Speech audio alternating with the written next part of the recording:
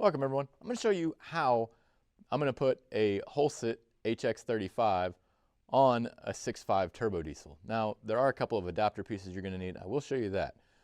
But overall what you need is an Hx35 turbo, preferably in good shape. But if you get one for cheap that needs rebuilt, make sure you rebuild it before you put it on. Now, this is the Holset turbo I got. This one is an Hx35. I actually do have a WH1C Holset on here. And there's not a lot of difference between the WH1C and an HX35, but you can see that I don't have a functioning wastegate on here, which brings me to why I'm putting this one on. This is the factory turbo, and I did take this off, oh man, it's been a month or so ago, and this is a GM4 turbo. It's a stock turbo that comes on a 6.5, well 94 6.5 anyways, and they require a lot of drive pressure, but they will make boost really low RPMs, and they'll keep you in a short power band is the problem. Well, it's one of the problems. So it'll be a short power band from basically like 1500 to about 2000 RPMs. After that, this one's boost was falling off after that 2000 mark. So I had it set to run 12 pounds of boost, and it would hit it relatively quickly, but it would fall off really quickly. So I'd go, as soon as I hit 2000 RPMs, then I'd drop down,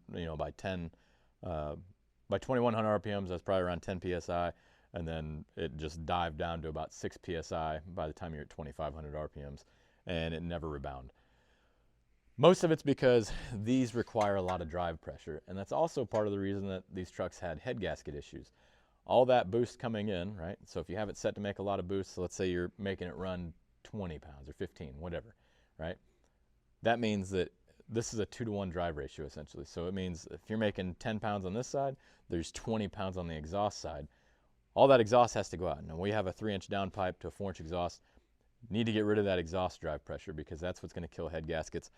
Also, when you're in an inefficient zone of your turbo, it really is hard not only on the engine but also on the turbo, and it's going to make your EGTs climb real quick. Moving on to the install though. Now, here's one of the things that you are going to need. This is a downpipe for an HX35 or a WH1C to go on a 6.5 turbo diesel. This is the factory downpipe for a Cummins. It will not work. Now, if you really wanted to put the time and effort into it, I'm sure you could make an adapter to make it work with the exhaust you have. However, if you buy this one, which I think you can find them on like Leroy Diesel or Quadstar, if you search, the internet's a powerful tool. This is what I would go with because I can use my factory exhaust, it bolts right up, very minimal headache of it. The one downside to it, I'm going to show you. So when you have this on the turbo, this bolt right here, which we'll show you on this side, there is not a lot of space for that bolt to get in there. It is a pain. It is a very big pain. I ended up not having it all the way in. I didn't even put the bolt in on the WH1C because I couldn't get it in. What I'm gonna do this time is I'm actually gonna install this on the bench before putting it in the truck. The second part of your adapter kit is actually gonna have this. And what this is just simply going to change the threading on the oil feed for your Holset turbo right here. It's gonna change the threading from that to the 6.5 Detroits. Now, you can reuse your original factory oil line. You just simply need this adapter. You can also reuse your return line, but I'm going to show you what I did instead. I'm going to be honest with you. There's just not a lot of room in here to show the actual uninstall of this WH1C, but what I am going to show you is how the factory turbo comes out, and then we're going to talk about how the new turbo goes in. So looking from the passenger side fender in towards the engine, this is what you're going to see. This is the factory turbo. There are 4 studs that are on this T3 flange, and all you gotta do, take the nuts off obviously. They are kind of hard to get to. You are going to need box end wrenches. 2 of them, actually I think 3 of them. I think I was able to get to this one as well with the socket, with the swivel. But these 2 and this one was pretty easy, but this one was a little bit of a pain, and that's the one you're gonna need that box end wrench for. Unfortunately, it's just close to the oil flange. I did try to remove the oil flange first, however, it just wasn't worth the effort. I just knocked this out with the box end, and then once I got that out of the way, I was able to actually disconnect the oil return from the block and then lift it up and have better access. I'm going to show you that if you take these, the inner fender well out here, this metal piece, Much simpler. Before you do it though, you need to disconnect this battery and move it out of the way. Now, I'm not going to take it out because it's actually not bad with the Holset in here. However, it is not going to say impossible, but pretty close to it to get this out and just be able to get to all the bolts and lines and everything that you need to get to. With this one, it just has a lot more compact design to it, I guess. I don't know how to, it's just poor placement as far as bolts go, and you're just not going to reach them without taking that off. All right, so I've got this zip tied up. This is actually the overflow, goes to the overflow on the reservoir, but this is all I've got. So you can see I've got a little bit of a mess there that I didn't clean up yet. This is my oil return. So this is what I was talking about.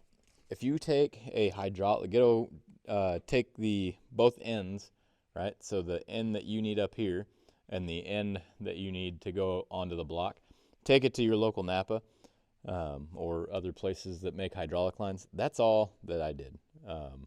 Pretty simple, makes it to where this is super easy to adjust. And then not only that, I don't really have to worry about an oil leak because there's obviously should never be pressure on the return side. It should just be draining back.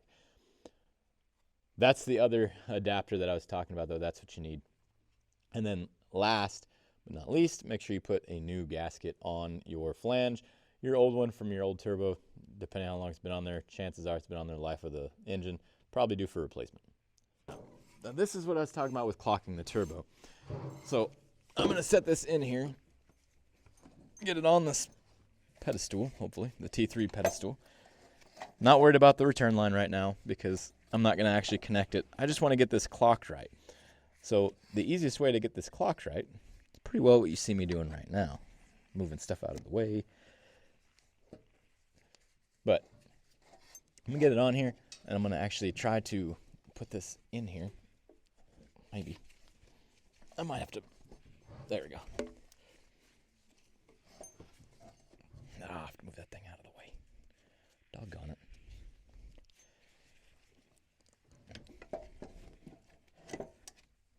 All right. Don't mind all my fiddling around and messing with stuff. I guess I'll test this so I can see if that's going to work the way I'd like it to whenever I go actually put it on. Now, ideally, I do not want to take this flange. That's not going to work like I was hoping. Still not big enough. So we'll put that on afterwards. We'll just open it all the way up. Not a big deal. Now, I don't want to do anything with that flange. You could easily just grind that off so that there's no lip there. But I want to leave it there in case I ever decide that I want to go to a different turbo. I'd be able to sell this to another Cummins owner. Now, I will say that this hydraulic line that I was talking about making, it is difficult to bend. So what you will need to do, you will need to attach it to the turbo and then put this in place, because otherwise it's going to be one hell of a fight for your endeavor there. But I've got this set now, and all that I really want to do at this point is just get this to where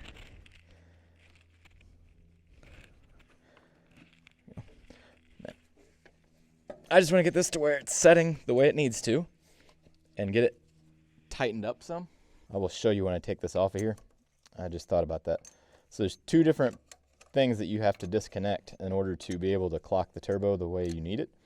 And one is that snap ring on the compressor, and the other are these bolts that you see me tightening right now. Like I said, we will touch base on that just real quick so that you all have a warm and fuzzy understanding of how you're going to have to clock this thing. So in between here, there's 4 bolts. So you got one right here, you got one right there. I don't know if you'll be able to see. I think you can. Anyways, there's 4 bolts on the back side that actually attach to the exhaust, this exhaust housing. When you loosen that up, it should allow you to rotate this while you hold the compressor side still. Now, if it doesn't, what you might have to do, like I did, you might have to heat it up. That's why you've seen this infrared gun out. I heated it up, and that still wasn't quite enough, so I ended up just loosening all these bolts and tapping it back, like as if I was going to take it off. Now make sure you do it evenly, because otherwise you're going to run into the turbine wheel, and then that makes bad noises. So like you can actually hear it right now. I don't have it perfectly straight, and it's touching. As I tighten this up, it'll straighten it out, and that should fix that issue. On the compressor side, these right here, these two tabs that you'll see, these two tabs, you'll squeeze them together. If you have snap ring pliers, it's far easier. If you don't, you can get by with channel locks. But if this is, so like if you don't break this free and you just sit there and squeeze with the pliers, it'll actually bend these tabs to make it to where they're not a perfect 90 like that. They'll be bent out like this, and then when you go to try to squeeze your pliers together, what's going to happen is the pliers will be on here and this edge is not straight, and it'll slide off every time. So you might have to try to bend them back to where you can get the pliers on there and they'll grip and they won't slide off. So before I decided to install this, I do realize that I need something that's going to control this wastegate, because this tab that's way up here is not going to work for me, nor is this whole concept, because I'm going to delete all of that. Not because it wouldn't function, but because it's not going to line up. So this is up here, used to be down here, because this used to be clocked a different way. So once we clocked it for R65, kind of took away our wastegate. Now this is welded on here. This is cast iron, and this is just mild steel. Just a piece of scrap metal I had laying around, drilled a hole in it. I'm going to show you how it's going to work for me in a second. What I looked at before though, and if it was bolted on like the compressor housing on the 6.5 on the GM8 turbos and GM4s and all that, I would actually try to reuse the spool stick piece that came from this. I think this is from Leroy Diesel or Quadstar. Did the same thing. But there's nothing for me to mount to on the compressor housing, and if I tried to mount to the 2 of the 4 bolts that are over here that hold the exhaust housing on, it's not going to work either, because it's not going to stick it out far enough. So what I ended up doing was I got a piece of steel right here, lined it up to where it's going to work for what I'm wanting, and I made the hole. So there's 2 pieces of this. So like when this is all together, when this is all together on that threaded 1/4 inch rod, this is what it looks like. There's a little piece right here that sticks out. Well, I want that to set somewhere so it can't move. And since I can't put it in here, obviously, because this is not going to be able to be used, but this is the same concept that was used, just made it to where this hole was big enough. And then simply took this rod, put it through here, like so. I did have to drill the holes out on this a little bigger, which isn't a huge deal. It's pretty simple to do. Connect that on just like that. So both of these are not going to go on here. Only one of them is going to go on there. And then the other one is just going to hang out. It's doing absolutely nothing, but I'm going to leave it together like that, and I'm going to put my C-clip that came off of this that used to hold this old wastegate mechanism on. So it used to hold this piece on. I'm just going to use that same C-clip. That'll hold that in place, and then that'll make it to where I don't have to worry about it. And I'm going to put quite a bit of the thread through it. Not because it's really necessary, but more along the lines of I'm going to cut this shorter because it's going to stick out way too far. And it's not a big deal. Oops. Not a big deal if we have some extra going through there. Not going to hurt anything. It's not going to be in the way. It's just going to be extra. So if we ever were to need it on a different application, hopefully it's long enough and it'll work out for us. Like I said, it sets in our hole just like so. And then this allows this to move freely, especially if you get my fingers out of the way. So just like that. It doesn't move a whole lot. So, like this is going to hit that back housing pretty quick. So even if it had to move a lot though, it has plenty of room to do so. Now, take this. It's going to slide in all the way from here. I don't know how much tension we're going to need on this wastegate, so I'm just going to leave it to where it'll just hold everything in place for while we install it. And that'll make it to where it'll spool quickly because it's going to hold it closed, and then once it gets to a certain point, this spring will get overcome by exhaust pressure and it'll just push it out. All right, so what is the difference between the WH1C and the HX35? Honestly, there's really not a lot of difference. Now, the noticeable differences that I've seen are it is a slightly different exhaust housing. So this one is a 12 centimeter. I believe this one's a 14 centimeter. I can't see on there where it's marked, but that's probably the biggest difference that I noticed. And now you can get a 14 centimeter housing or a 12 centimeter housing for your HX35. That'll just make it spool faster. It does make it a little bit more restrictive on the exhaust side. Not the same restrictiveness that you're going to have with factory turbo. But other than that, there's really minimal difference. Now, like I said, this wastegate doesn't work. It's froze or welded. I can't tell what's up with it. I couldn't figure out how to free it up, so I kind of gave up on it.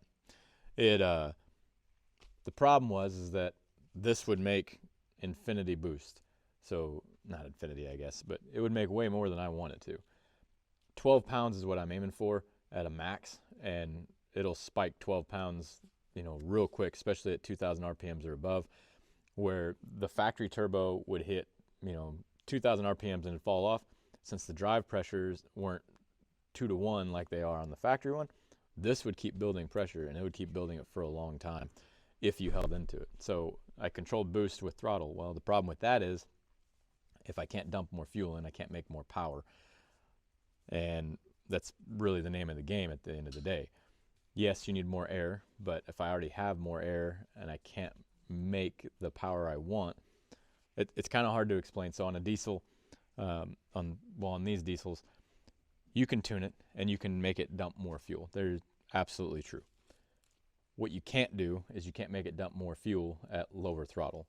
Whereas so my Duramax is non-wastegated. It has an Aurora 3000 on it, and it'll make 63 pounds of boost under a not severe load, but we're pulling about 30,000 pounds between gooseneck and the tractor that's on it. We can spike 63 pounds pretty easily, but it'll maintain it. It doesn't have a whole lot of issues other than the EGTs do start to get high. So on the compressor side, just like the exhaust side, really no difference. Same size for the inducer. This one has the silencer ring off. That one's going to have the silencer ring off here shortly.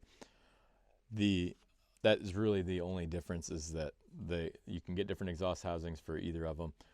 You can get different compressor wheels, but overall they're the same dimensions. Why did that's actually leading exactly why I switched them out. The wastegate is too important on these. It's not like my Duramax. My Duramax, I can make 63 pounds of boost safely because it's studded, and it also has grade C head gaskets. It also has a big turbo on it, and that turbo is non-wastegated, but it's designed that way, and it's designed for towing. The 6.5 just can't handle infinite boost. I mean, 12 pounds is pretty safe, but it fluctuates. Obviously, experience may vary. Everybody online is going to tell you, no more than 15 or 18 pounds. 12 seems very safe. Everybody was pretty happy about saying, 12 is safe. That's where I want to stay. That's why the wastegate's important. Now, like mentioned, I am going to put this on before we put it on the truck because it's a lot easier to deal with here than it is on the truck.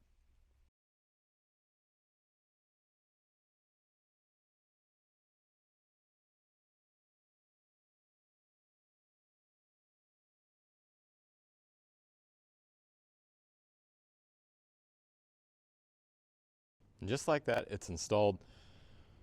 Like I said, the 4 bolts in the flange for the T3 mount for your turbo, kind of a pain. Your oil line right there, you need to get that on.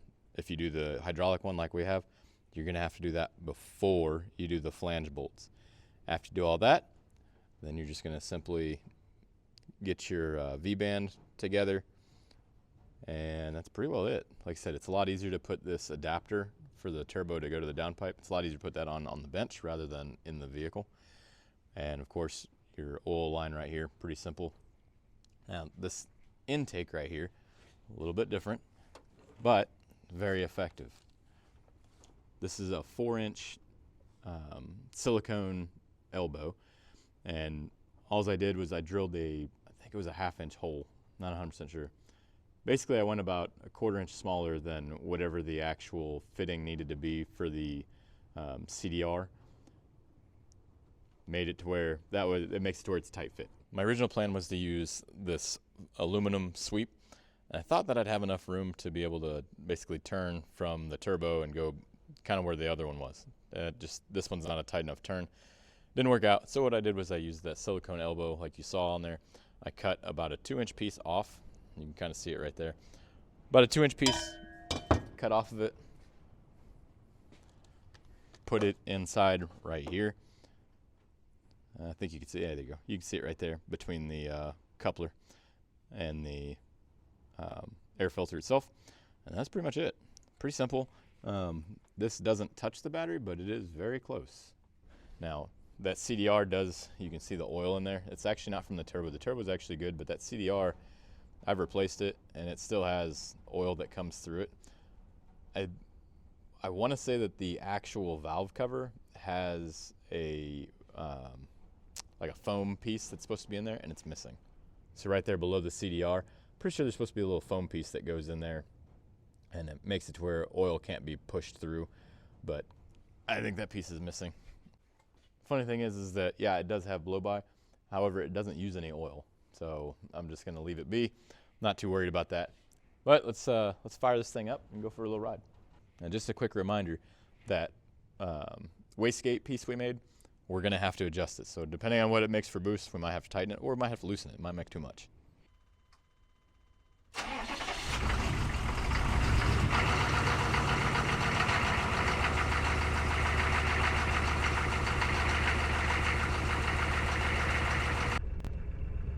All right, we're running down the driveway real quick, and we'll hit a road nearby and see what we got. Real quick though, before we get started, so obviously this top gauge right here, that's my boost gauge. This is my fuel pressure, so like the lift pump, how much pressure the lift pump is providing to the injection pump. And then this bottom one right here is my EGTs.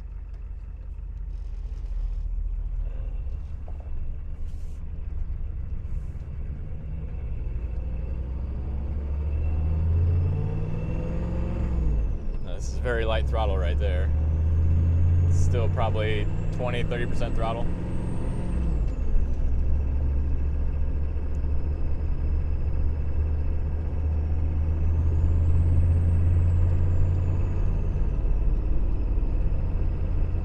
And that's wide open throttle. It's 2,500 RPMs.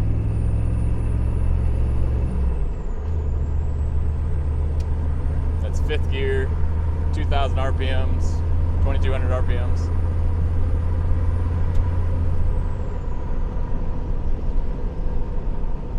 That is way better. I'm gonna attempt to put this microphone somewhere near here so you can hear the turbo clearly.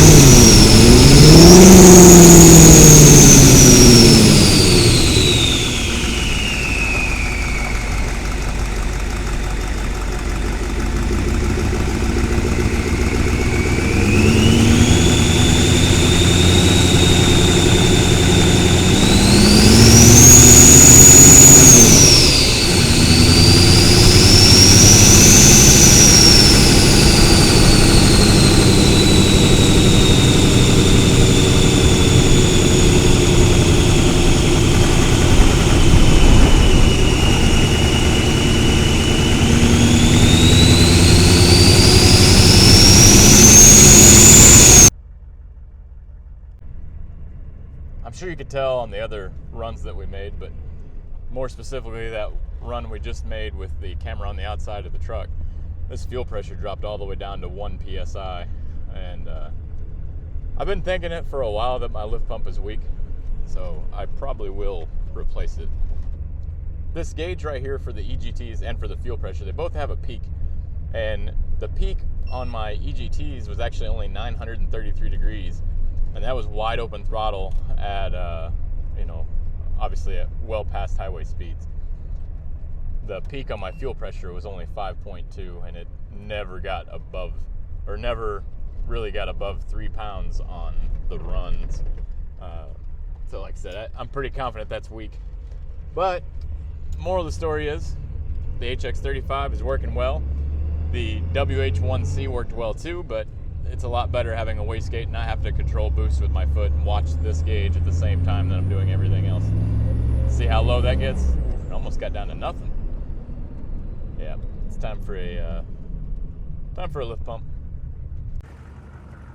Well, with all that being said, I hope you guys enjoyed the video. I have more stuff to do. We do run a farm, and I'm a soldier, so I'm always busy. But if you're interested and you like 6.5 diesels or 6.6 Duramaxes or Allis Challmers tractors, hit the subscribe button, and we've got a lot of stuff to offer when it comes to that. Thanks for watching. Have a blessed week. We'll see you next time.